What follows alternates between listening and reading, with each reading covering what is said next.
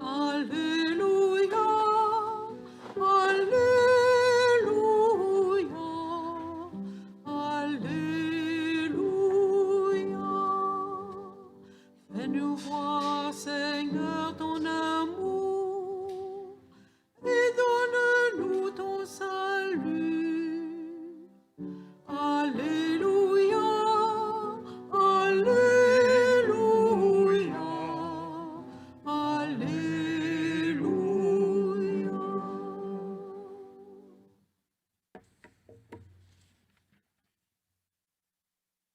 Le Seigneur soit avec vous.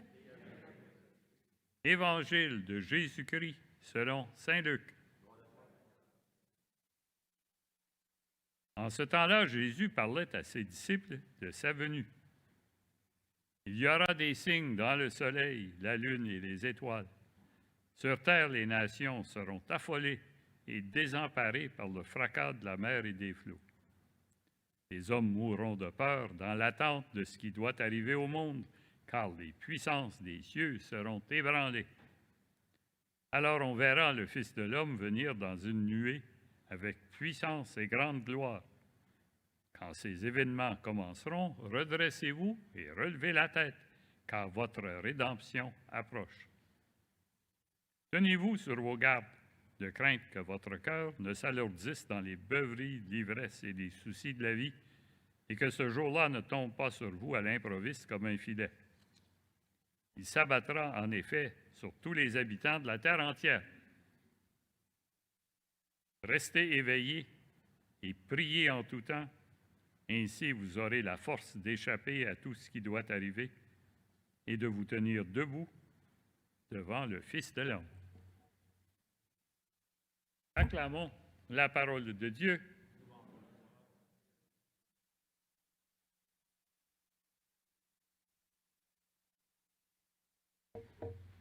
Alors, je vous ai demandé tout à l'heure d'essayer de trouver dans les lectures qu'est-ce que c'est qu'on attendait. Première lecture, prophète Jérémie. Je ne suis pas pour vous faire un examen public, là, je ne vous demanderai pas de répondre. Lui, il s'attend à ce qu'il va y avoir un jour le droit et la justice vont exister partout dans le pays. Que Juda sera sauvé, Jérusalem habitera en sécurité. Ouais, c'est une belle attente, un beau rêve. Puis ça va arriver parce qu'à cause de quelqu'un qui nomme le germe de justice. Germe, ça veut juste dire dans une plante, là, ce qui produit la fleur. Là. Ça, c'est sa façon de parler du Messie. Ce qu'il attend, c'est le Messie qui va faire ça. Deuxième lecture, Saint Paul aux Thessaloniciens. Qu'est-ce qu'il attend, lui? Il parle de la venue de notre Seigneur Jésus avec tous les saints. Lui, il attend ça. Il parle aux Thessaloniciens, puis il dit, Seigneur Jésus, il s'en revient là. Puis lui, il accueille ça avec joie. Vous trouvez peut-être ça étonnant, là, mais pour lui, là, ça, c'est une attente joyeuse. Et dans l'Évangile, la première phrase qu'on a lue aujourd'hui, Jésus parlait à ses disciples de sa venue. Lui aussi, il parle de la venue du Christ, sa venue à la fin des temps. Mais ici, ça a l'air c'est moins encourageant. Il dit, il y a des hommes qui vont mourir de peur dans l'attente de ce qui va arriver. Et ce que Jésus est en train de dire, c'est qu'il y a des gens qui vont être heureux de son retour et des gens qui vont être moins heureux. Parce que quand il va revenir, il va nous demander des comptes. Qu'est-ce que tu as fait de ta vie? Ceux qui n'auront pas une bonne réponse, ils trouvent ça épeurant de penser à ça. Et ceux qui ont une bonne réponse, ils ne trouvent pas ça épeurant. Ça, c'est les attentes dont on parle dans l'Évangile. Puis, ça me donne la chance de vous demander, pensez à des choses dans votre vie que vous avez attendues. Vous savez, ça s'en venait, là, vous attendiez ça. Des fois, ça pouvait être des choses heureuses. Des fois, ça pouvait être, peut-être, vous ne saviez pas si ça serait heureux ou pas. Des fois, peut-être que vous saviez que ce n'était pas heureux. Je vais juste vous donner des exemples. Je vais essayer de penser à des choses qui, dans la vie d'une personne, peuvent être des occasions d'attente. Les parents qui attendent un nouvel enfant, ça, c'est une attente joyeuse. C'est parmi les moments les plus heureux, les attentes les plus joyeuses qu'une personne peut avoir, l'attente de la naissance d'un enfant. Beaucoup d'entre vous, vous avez eu cette attente-là. Les enfants, eux autres, ils attendent Noël. OK, c'est peut-être un petit peu égoïste là, comme attente, mais c'est quelque chose qui les rend heureux, ça, de penser Noël s'en vient. Puis un autre exemple chez les enfants. Quand j'étais jeune, il me semble que, rendu au mois de décembre, chaque matin, quand je me levais, j'allais voir à la fenêtre s'il y avait neigé, parce que j'attendais la neige. C'était une attente heureuse, ça. Pas sûr que mes parents étaient si heureux que ça, là, d'attendre la neige, là. Mais comme enfant, oui, j'attendais de la neige. Pensez à des gens qui se sont trouvés à l'extérieur du Canada quand les frontières ont été fermées à cause de COVID. Ils ne pouvaient plus revenir. Ils attendaient le jour où ils pourraient revenir trouver leurs membres de leur famille. Ça aussi, c'était une attente. C'était pénible à l'occasion, mais ils attendaient quelque chose d'être heureux, d'être réunis avec leurs amis, leur famille. Ça, c'est des exemples d'attentes heureuses dans notre vie. Des attentes d'un événement, d'une occasion heureuse. Il y a aussi des attentes où on ne sait pas si ça va être bon ou pas. Pensez à un malade qui attend les résultats d'un test médical. Ça va-tu être une bonne nouvelle ou une mauvaise nouvelle? Ça, c'est une attente d'un autre genre. Il n'y a pas longtemps, je me suis rendu compte qu'il y a quelque chose qui poussait là, dans le coin de l'œil ici. Là. Je suis allé voir le dermatologue.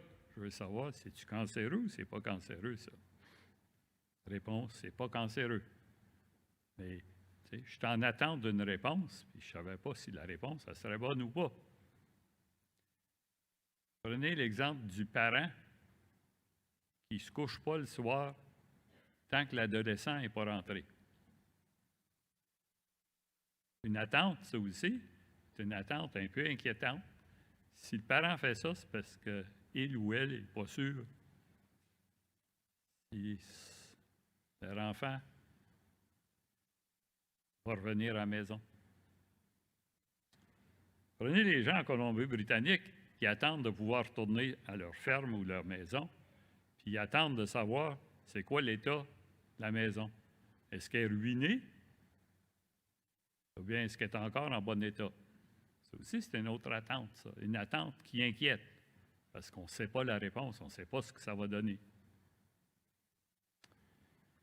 Troisième sorte d'attente, une attente qui est douloureuse ou tragique.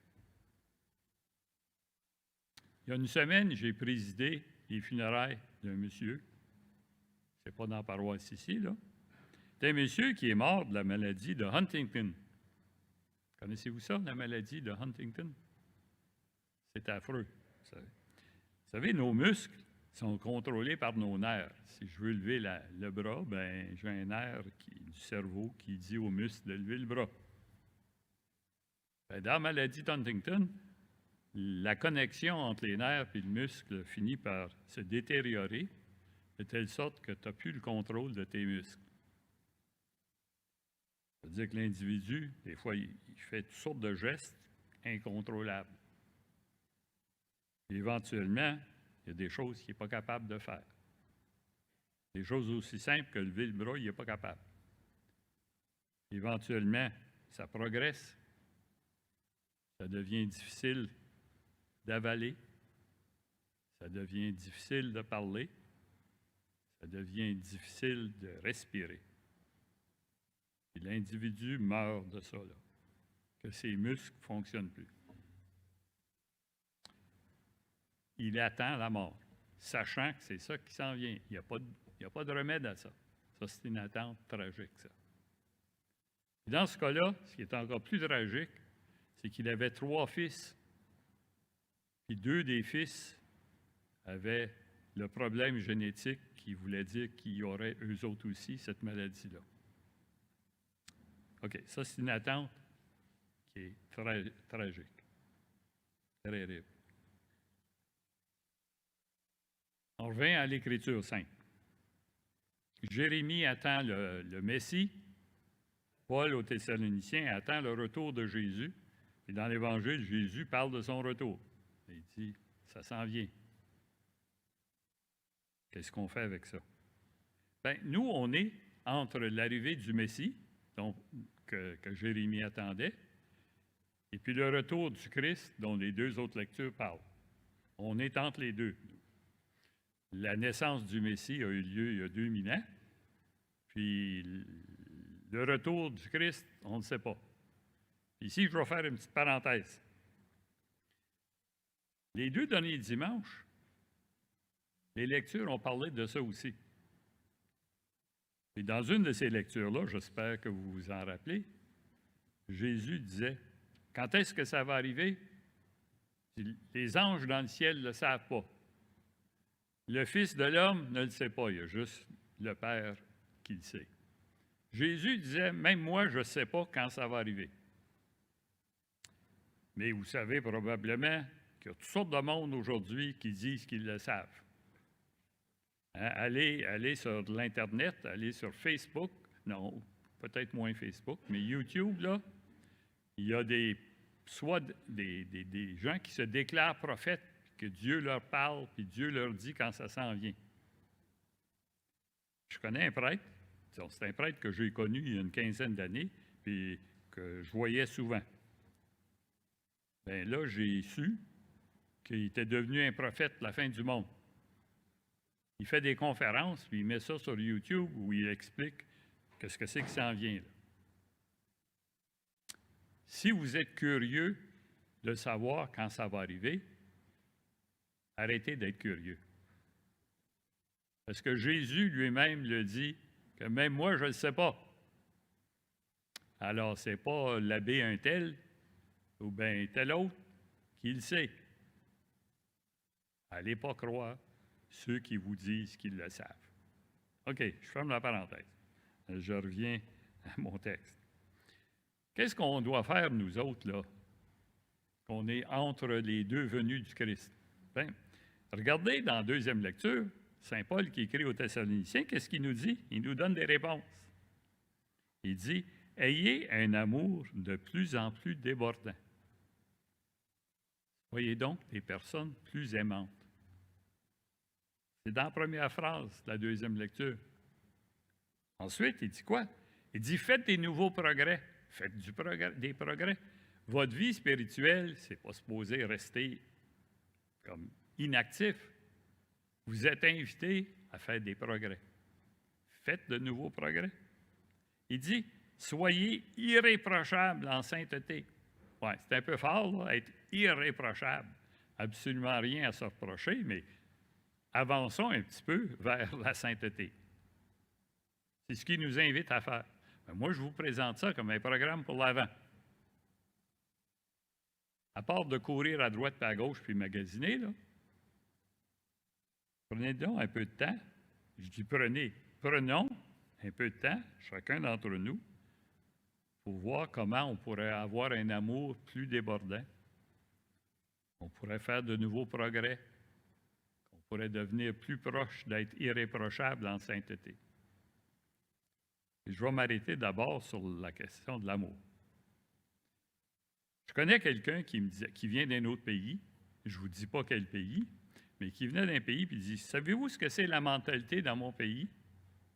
Comment les gens pensent? » Les gens pensent ceci. « Je fais tout ce que je peux pour faire du bien à mes amis. Je fais tout ce que je peux pour faire du tort à mes ennemis. Et le reste du monde, je ne m'en occupe pas, ça ne m'intéresse pas. » Donc, on aide ses amis, on fait du tort à ses ennemis, puis on s'occupe de personne d'autre. Les seuls gens qui comptent, c'est les amis et les ennemis. Bon. Est-ce qu'on pense comme ça, nous autres? J'espère que non, là. Qu'on se dit, les seules personnes à qui je fais du bien, c'est mes amis. En plus de ça, j'essaie de faire du tort à mes ennemis. J'essaie de me venger des autres. Puis le reste du monde, ça ne m'intéresse pas. Parce que, vous savez, ce n'est pas ça que Jésus demande. Hein? Il ne demande pas de faire du tort à ses ennemis, puis il ne demande pas d'être indifférent au monde qu'on ne connaît pas. Il va y avoir une collecte. Il y a une collecte aujourd'hui pour la Saint-Vincent de Paul. Si on applique la mentalité du pays là, dont parlait l'individu, là, ça voudrait dire, moi, je ne connais pas ça, ce monde-là. Je ne suis pas pour leur donner de quoi. Ce n'est pas mes amis. Je sais qu'il y a du monde qui sont pauvres, mais moi, je suis totalement indifférent à ce monde-là. Vous savez, ce n'est pas ça que l'Évangile nous demande. Alors, qu'est-ce qu'on devrait faire pendant l'Avent? Faisons un petit peu de progrès dans l'amour du prochain. Vous savez, Jésus est né il y a 2000 ans, mais qui naisse en nous, en chacun de nous, qui se fasse chair en chacun de nous, qu'on devienne un peu plus comme lui. Et vous savez, la communion, c'est qu'on reçoit Jésus, puis il se fait chair en nous. Il nous transforme. Si on a la foi, on croit que chaque fois qu'on va communier, c'est pas juste un geste, c'est qu'on se laisse transformer par Jésus. Dans l'Évangile, Jésus nous dit, « Soyez éveillés. » Bien, moi, je vous demande, soyons éveillés, éveillons-nous de toutes nos habitudes et de toutes nos routines, y inclut peut-être celle du temps des semaines avant Noël. La routine, c'est il faut courir à droite et à gauche, puis il faut acheter, il faut acheter, il faut acheter. Bien, peut-être un peu moins de ça. Soyons généreux, pas juste pour notre famille et nos amis, mais pour des gens qu'on ne connaît pas, mais qui ont besoin de nous.